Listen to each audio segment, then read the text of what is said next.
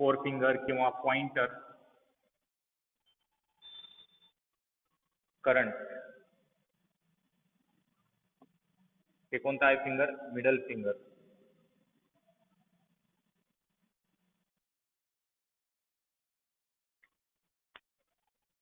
या गॅल्व्हॅनोमीटरचाच आपण ॲमीटर म्हणूनही वापर करू शकता, व्होल्ट मीटर म्हणूनही वापर करू शकता, स्लाइट मॉडिफिकेशन करून.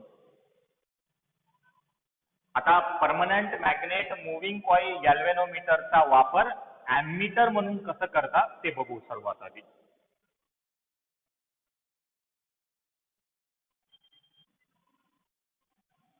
नेक्स्ट पॉइंट आहे ॲमीटर.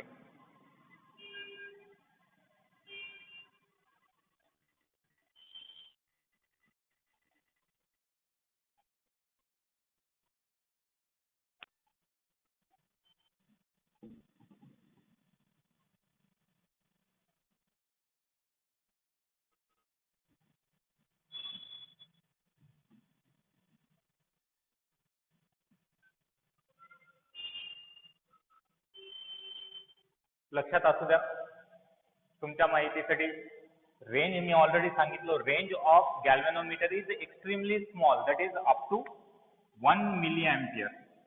हे सर्वात जास्त करंट गॅल्व्हॅनोमीटर मेजर करू शकते. फुल स्केल डिफ्लेक्शन गॅल्व्हॅनोमीटर देऊ शकते.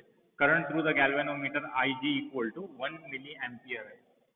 आता गॅल्व्हॅनोमीटरला जर ॲमीटर मध्ये आपल्याला कन्व्हर्जन करायचं असेल तर याचा रेंज वाढवावं लागते.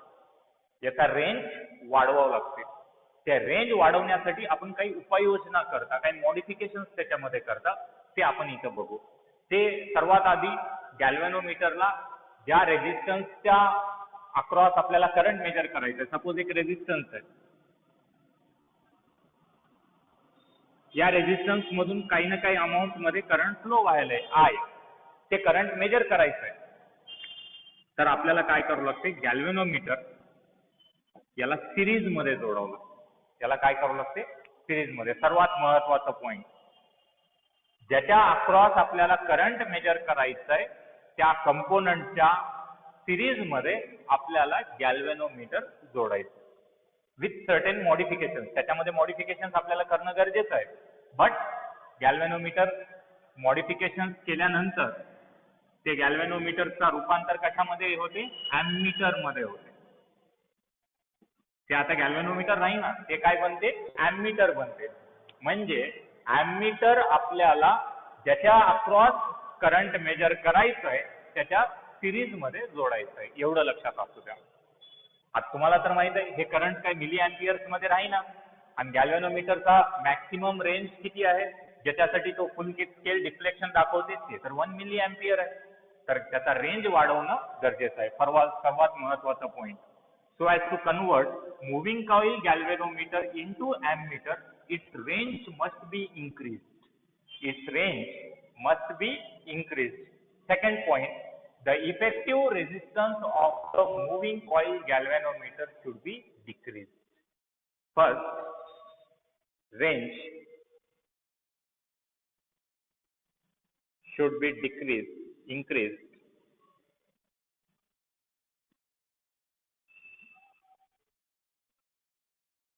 To desired value.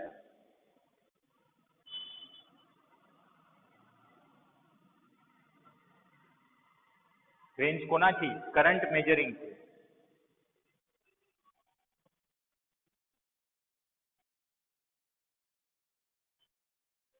Second point, effective resistance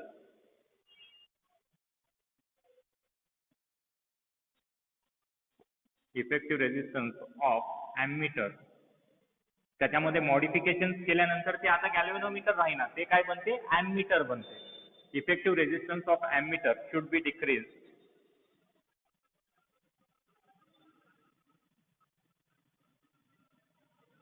त्यानंतर तिसरा पॉइंट, आता तर तुम्हाला माहित आहे गॅल्व्हॅनोमीटर चा फुल स्केल डिफ्लेक्शन 1 मिली एम्पियरला राहते.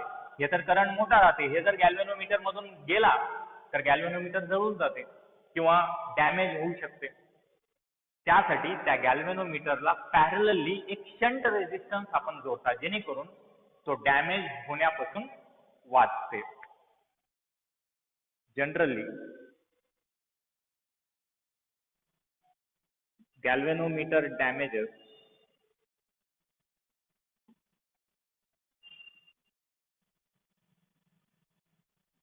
due to excess current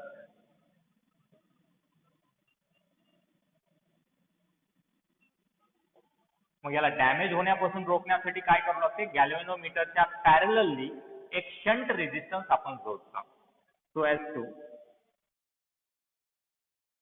bypass excess current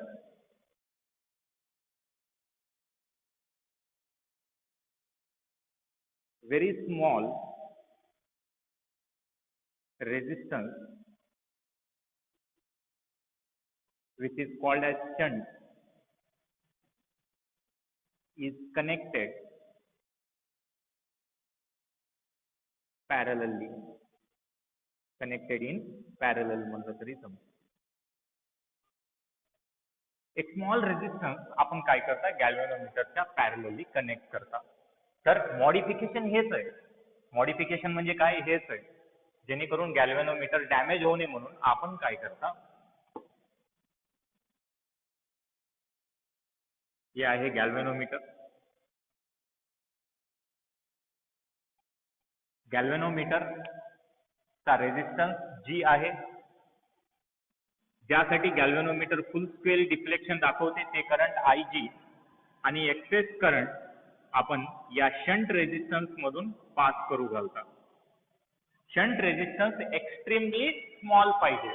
ideal ammeter साठी ते 0 पाहिजे आयडियल साठी, बट 0 पॉसिबल नाही. लहानामधलं लहान शंट रेझिस्टन्स घ्यायचं. त्याला मी कॅपिटल S न दाखवतो.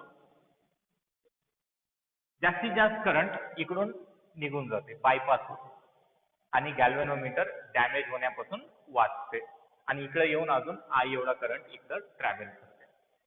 काय म्हणलो मी, हे बनला आता शंट पॅरलली कनेक्ट केल्यानंतर, शंट रेझिस्टन्स पॅरलली कनेक्ट केल्यानंतर या गॅल्व्हॅनोमीटरचा रूपांतर कशामध्ये झालंय ॲमीटर मध्ये. हेच तर मॉडिफिकेशन आहे. आणि आपण गॅल्व्हॅनोमीटरला बर्स्ट होण्यापासून किंवा डॅमेज होण्यापासून रोखू पण शकता. शंट रेझिस्टन्स काय करते, आपल्या ॲमीटरचा रेंज इम्प्रूव्ह करते, वाढवते. आपल्याला जसा पाहिजे तसा रेंज, डिझायर्ड रेंज इन्क्रीज करू शकता. जास्तीत जास्त करंट ते बायपास करून टाकते. हे शंट रेझिस्टन्सचे फायदे आहेत. पण ॲमीटरला काय करावं लागते, आपल्याला ज्या रेझिस्टन्सच्या अक्रॉस करंट मेजर करायचंय त्याच्या सिरीज मध्ये हे ॲमीटर जोडायचं आहे. आता आपल्याकडे काही इक्वेशन्स आहेत. आपण शंट रेझिस्टन्सची व्हॅल्यू काढू, रिक्वायर्ड रेंज N काढू आपण. I इक्वल टू काय येते, IG प्लस IS. याला मी इक्वेशन 1 म्हणू शकतो. I equal to IG plus IS याला आपण इक्वेशन 1 म्हणू शकता. या जागी करंट स्प्लिट व्हायला.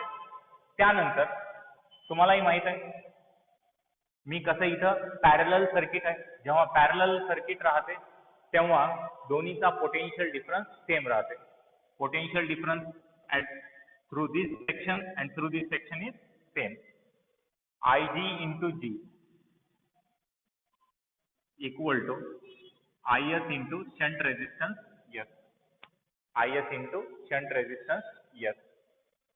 आता करंट थ्रू गॅल्व्हॅनोमीटर तर आपल्याला माहितच राहते 1 milli ampere. Current through shunt काढायचं राहते आपल्याला IS. त्यामुळं मी IS लेफ्ट साइडला लिहितो जेणेकरून इझिली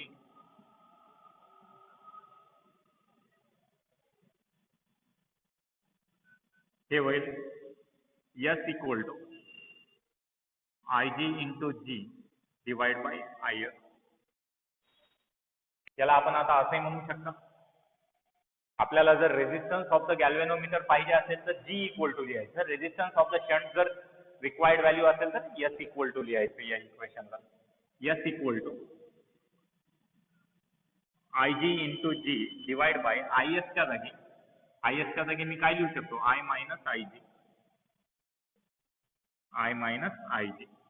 हे झालं शंट रेझिस्टन्स S. हे झालं शंट रेझिस्टन्स S. त्यानंतर मी जर आता म्हणलो मला रेझिस्टन्स ऑफ गॅल्व्हॅनोमीटर काढायचं असेल तर या इक्वेशनला मी असंही लिहू शकतो, G equal to IS into S divide by IG. IS into S divide by IG. From this equation IS ची व्हॅल्यू IG ची व्हॅल्यू आपण ऑब्टेन करू शकता. यानंतर इफ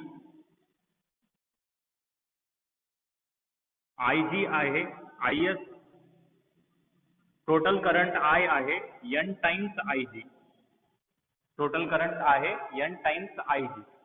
N टाइम्स IG आहे. Total current I N times IG. Then या equation मध्ये काय होईल, S equal to IG into capital G divide by I च्या जागी मी NIG लिहितो मायनस IG. या दोन्ही मधून IG कॉमन घेतो मी, IG into capital G divide by IG N minus 1. IG काय होईल, कॅन्सल होईल. That is G upon N minus 1. Shunt resistance S equal to G upon N minus 1. अशा प्रकारे आपल्याला शंट पॅरलली किती जोडायचं आहे ते आपण समजून घेऊ शकता. म्हणजे मला ॲमीटर मध्ये केवढा करंट पास करू घालायचा आहे. मुव्हिंग कॉइल गॅल्व्हनोमीटरचा जो लार्ज स्केल डिफ्लेक्शन आहे IG करंट त्याच्या 1000 पटीपेक्षा जास्त, त्याच्या 1000 पटीनं करंट पास करू घालायचं आहे. तर N येते 1000. N काय येते, 1000 येते. N येते 1000. तर शंट किती घ्यायचं,